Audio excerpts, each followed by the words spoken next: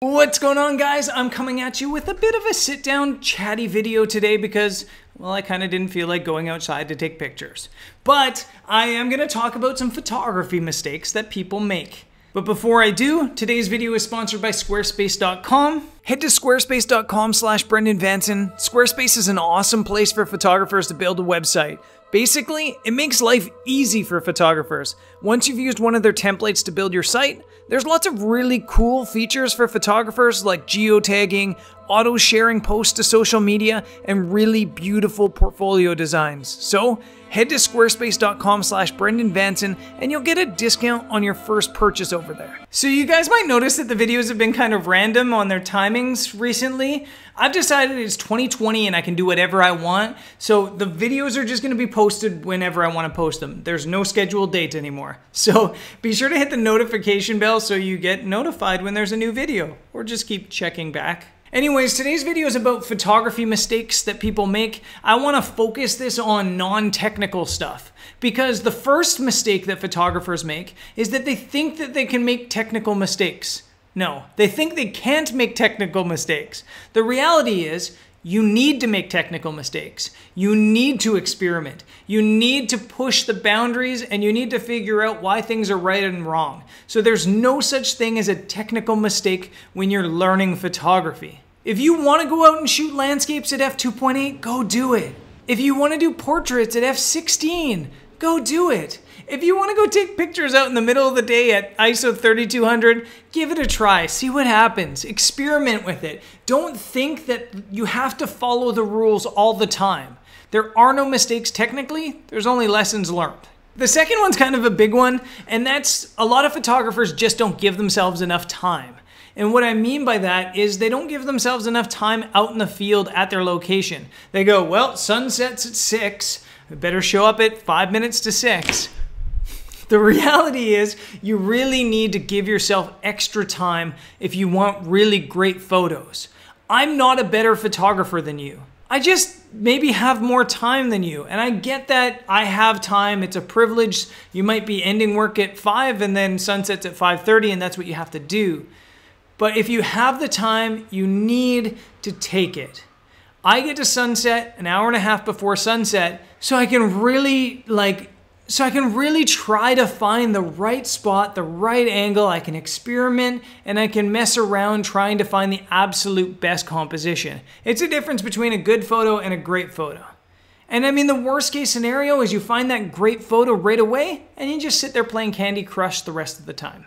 Another mistake a lot of photographers make is they think it's all about the gear. The gear is not as important as you might think. The first year of my career, I shot on a Canon XTI and an 18-55mm kit lens. I was fine. I didn't know any better. And I hope, if you gave me that camera today, I'd still be able to come up with some really, really cool images. In fact, I think having all the camera gear, it kind of limits your creativity. If you go out with a bag of tricks, you can kind of just take the obvious photo. But if you go out with limited gear, it really forces you to be creative and think outside the box and really work on things. Gear's important, but it's not as important as you might think. It's not always what it appears to be. Coffee. The next mistake is gear that matters. It's tripods. Cheap tripods. A big mistake photographers make is they buy cheap tripods, and it drives me crazy. You have $4,000 or $5,000 worth of camera and lens on top, and you have a $30 tripod. Not only are you not going to get stable photos, but the tripod could break, and your camera could fall, and you could lose $5,000 or $6,000 instead of just the $30 tripod. And this, like everything on this list, is a mistake that I made. That's how I came up with this list. It's all stupid things that I've done. But the tripod one does drive me crazy, and it is something that I learned the hard way from. When I started out photography, I spent all my money on camera, and I had no money for tripod. So my first 2 years of photography, I never bought a tripod worth more than $30. But those same 2 years, I probably went through 10 different tripods. And if I would have just bought a good $300 tripod, it probably would have lasted me 5 years. So it's a bit of a false economy, buying cheap tripods. The next mistake is a bit of a mental one, and that's going out and thinking that you're always going to get a photo.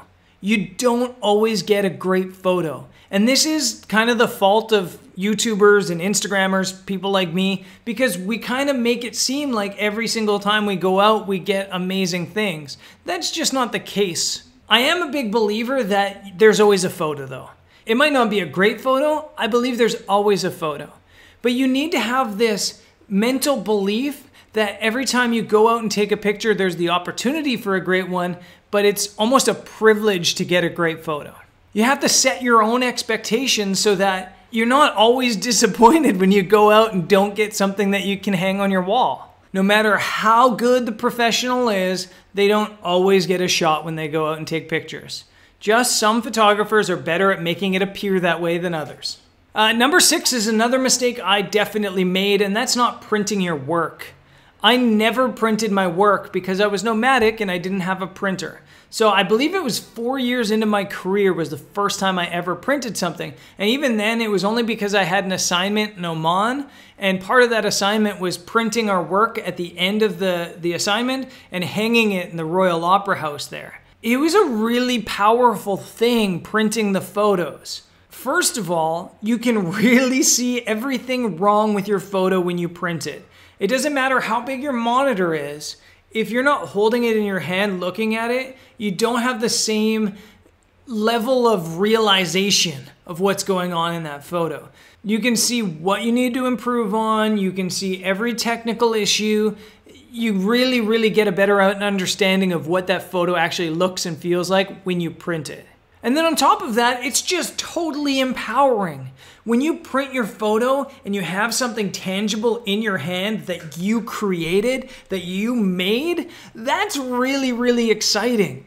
Just seeing that imprint just makes you want to go out and do more. It's so addictive, it's so empowering, and it makes you a better photographer because it gives you that encouragement you need to go out and create. So you don't need to print from like big fancy print shops. Even if it's just Walmart or something like that, just occasionally print your images to have a look at them in tangible form. It's really powerful. The 7th mistake is that you listen to your friends and your family. And the good news is your friends and family are generally supportive. And I don't speak for everybody, but most of the time people's friends and family are very supportive. They're gonna say, wow, your photos are incredible. The bad news is your friends and family don't know anything about photography, and they're supportive. The good news is your friends are supportive. The bad news is your friends are supportive. And supportive friends want to give you encouragement. They don't want to teach you how to explain or tell you what you did wrong. They don't want to tell you, you need to improve, you need to do a course, you need to do this. They're just going to support you. Your friends and family are going to encourage you beyond your means. And sometimes in photography that's dangerous just because you go ahead and quit your job to pursue your photography when you're not quite ready yet. Number 8, trying to sell your prints or your calendars or your photos in general in physical form too early. That's a mistake I see every photographer make. I mentioned that your friends and family are incredibly supportive. They're going to tell you that your photos are incredible and that you're a talented photographer and that you should print and sell your work. Then you're going to print your work and set up a shop and they're not going to buy anything.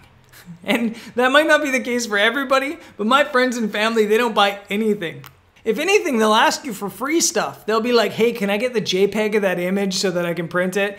Your friends and family don't buy stuff from you. And they probably shouldn't because they're your friends and family. If your target demographic is your friends and family, you need to reevaluate your business and you need to find a better target audience and a bigger one, unless you've got like a massive family. Even someone like myself who has an audience that's quite large and a really good community full of awesome people like you, it's really hard to sell prints. I don't actively sell prints really hard, but I still only sell about 20 a year. Even YouTubers or photographers with massive audiences, they struggle to sell prints online to their audience. So unless you have a gallery or have a space in a gallery, maybe just hold off on trying to sell prints. It's hard. And then the final mistake that photographers make is they just don't get critiques. They don't get professional critiques at least. Again, we mentioned that your friends and family will tell you you're awesome. If you take a photo to them and you go, look at this photo, they're likely gonna say, that photo's awesome. It's kind of like 500px in life form. Have you ever been on that site? You go into 500px, you post a photo, and everybody just goes, amazing, that's so nice, beautiful. It's just too much of a love fest. And that's dangerous as a photographer because you never really improve. Yes, you need the positive reinforcement, but you also need to find people that are willing to critique your work on a professional level. When I started my career, I thought I was the world's greatest photographer. And I'm sure some of you probably feel that same way too, because it's so empowering taking photos. It's such a cool thing. I got knocked down to earth when I submitted my photos to a stock website, and I got denied. And I didn't just get denied, I got denied 9 out of my 10 images. I got absolutely beaten down. So I took my images into a critique forum and just was like, what can I do better? And those guys ripped me to shreds. And it hurt. And I didn't cry, but I was close. But in the end, it was good for me because it was the constructive criticism I needed to push my boundaries and take things to another level. So find professional critiques. You can find forums on Facebook or the internet. Or if you want, about once a month, I offer professional critiques as well. I'll put a link in the description to that, along with the Squarespace link, because as mentioned, this video is sponsored by Squarespace. That's it for today's video. I'm going to be at it again when I'm at it again next time out in the field taking pictures somewhere cool here in Portugal. Hope to see you there. Peace.